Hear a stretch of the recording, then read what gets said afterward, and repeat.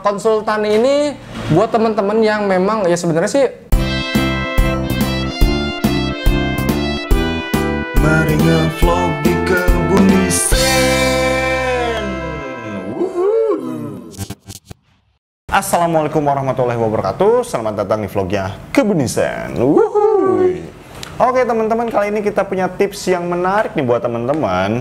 Dan tentu aja ini bisa bermanfaat buat yang mereka sedang usaha ataupun yang sedang mau memulai usaha kayak gitu ya. Siap! Tapi sebelumnya kita mau kenalin dulu channel ini buat mereka yang baru lihat ataupun nonton di channel ini. Oke, jadi channel Kebun Desain ini adalah channel edukasi terkait bisnis, marketing, dan dunia desain grafis. Oke. Nah, channel Kebun Desain ini merupakan bagian dari studio desain grafis Kebun Desain yang notabene dia bergerak di jasa desain ya, atau digital creative agency.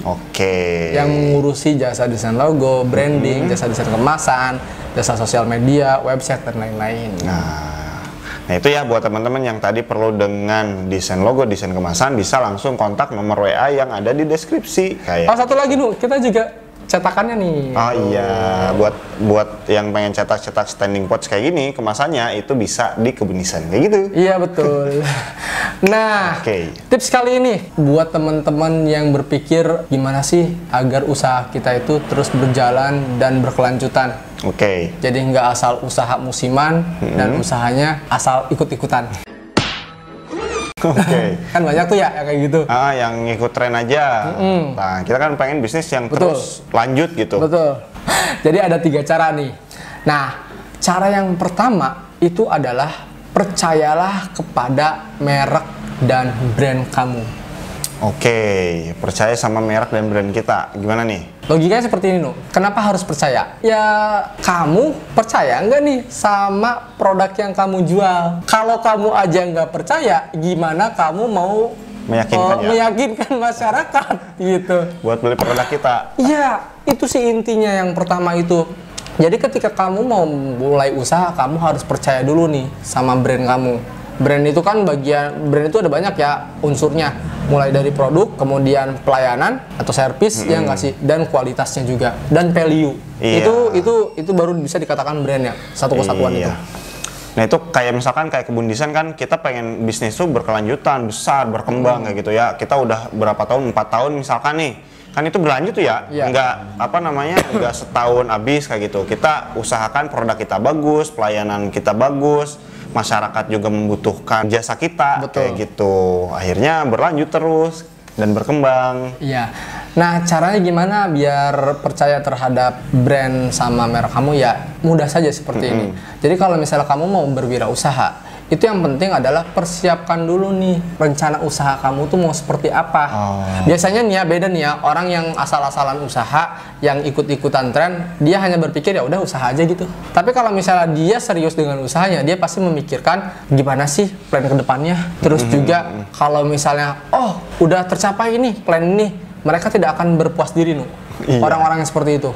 Misalnya, target saya dalam bulan ini 8 juta per bulan sudah tercapai nih. Nah, itu dia nggak akan berpuas diri. Pasti dia akan mencari cara keluar dari zona nyaman tersebut.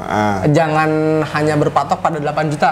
Tingkatkan jadi 20 juta, jadi 24 juta, bahkan jadi 200 juta. Seperti itu. Mantap. Iya, jadi memang orang yang dari awalnya itu serius pengen bisnis itu, meskipun dia mengalami naik terus turun misalnya gitu ya, itu nggak cepat udahan bisnisnya, padahal baru turun segitu misalkan. Nah kalau yang asal-asalan ataupun yang nggak niat itu misalkan bisnis nyobain pas turun gitu, udahan ini bisnis teh kayak gini gitu kan.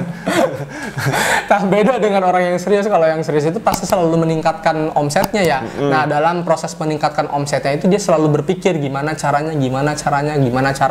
Nah, setelah kalian selalu berpikir dan menaikkan omset, otomatis kan masyarakat akan melihat atau konsumen kalian melihat nih, ternyata si ini usahanya udah berjalan 4 tahun, dedikasinya tinggi, dan secara tidak sadar orang lain pun akan percaya terhadap brand kamu. Nice. Iya betul banget. Apalagi kalau portofolionya ada banyak. Nah itu tuh udah semakin meyakinkan orang buat beli juga produk di kita kayak gitu. Iya seperti itu. Itu yang pertama Nu. Jadi kita harus percaya pada merek atau brand. Yang kedua, ini yang kedua opsional sih sebenarnya. Apa nih? Boleh iya, boleh enggak. Tapi di yang kedua ini kalian harus punya konsultan. Oke, konsultan nih ya. Biasanya sih memang kalau konsultan ini kita langkahnya lumayan gede nih. Betul. Gimana? Konsultan ini buat teman-teman yang memang ya sebenarnya sih usaha ya harus serius ya, nggak mungkin nggak serius ya, jangan sampai asal-asalan gitu ya. Lebih bagus kalau punya konsultan karena kalian bisa belajar dari orang tersebut. Iya. Biar tidak mengulangi kesalahan yang sama.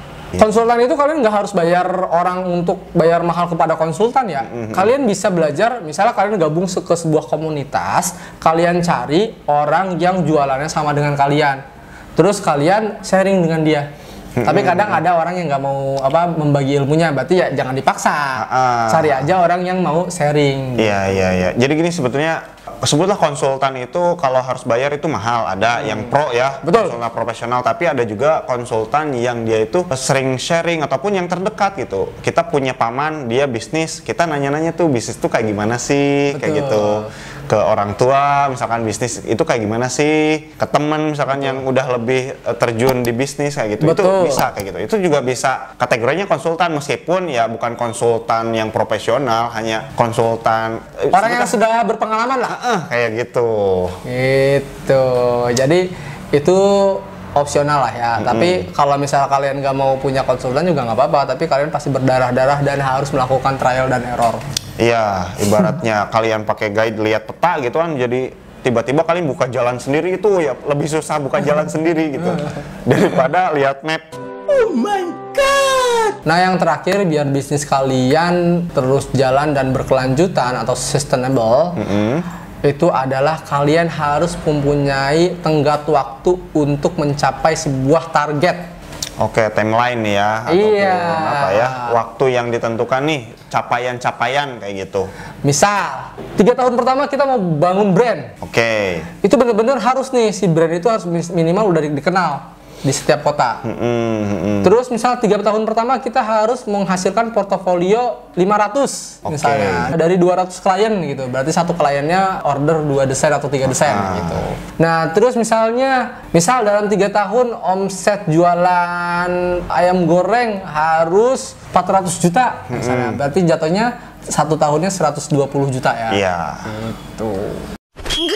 Nah itu dari timeline, misalnya kamu punya target misalnya 3 tahun harus punya 400 juta, berarti kita diferensiasikan lagi nih tenggat waktunya. Oke, kalau seperti itu 400 dibagi 3 tahun berapa berarti? Jatuhnya 100 berapa juta tuh? Atau enggak gini aja, dalam 3 tahun harus punya omset 600 juta. Nah kalau misalnya punya omset 600 juta berarti per tahunnya harus 200 juta. Iya. Itu terus per bulannya berapa nih? Per bulannya ditenggatkan lagi waktunya. Per bulannya berarti kalau 200 juta sekitar berapa 15 ya? 15 jutaan lah. Kayak gitu ya. Nah jadi biar apa? Kalau misalnya kalian menentukan tenggat waktu ini, biar kalian semangat terus. Iya, kayak gitu. Biar semangat terus usahanya, biar kalian itu nggak stuck di situ-situ aja. Ya kalau dicatat gitu ya, dibikin timeline, jadi kalian tuh berusaha keras untuk mencapai target itu kayak gitu. Nah, seperti itu. Jadi nggak bisnis mah jalan aja lah, udahlah. Tapi kalau kalian punya timeline, punya perencanaan, kalian berusaha untuk semaksimal mungkin melaksanakan rencana-rencana itu. Ataupun sesuai rencana lah kayak gitu. Kalaupun nggak sesuai rencana, kalian itu bisa punya kotretan-kotretan yang lain. Betul sekali, punya opsi-opsi yang lain. Nah itu ya, ada lagi deh. Oke, itu aja sih Nu. 3 itu yang pertama itu kalian harus percaya pada merek atau brand. Yang kedua punya konsultan. Yang ketiga harus tetapkan tenggat waktu. Iya, oke ya, itu ya, mudah-mudahan bermanfaat. Kalau suka video ini silahkan di like, di komen, juga di subscribe. Jangan lupa di share ke teman-teman kalian agar video ini lebih bermanfaat. Oke, itu ya, thank you, sampai jumpa di vlog kita selanjutnya. Bye bye.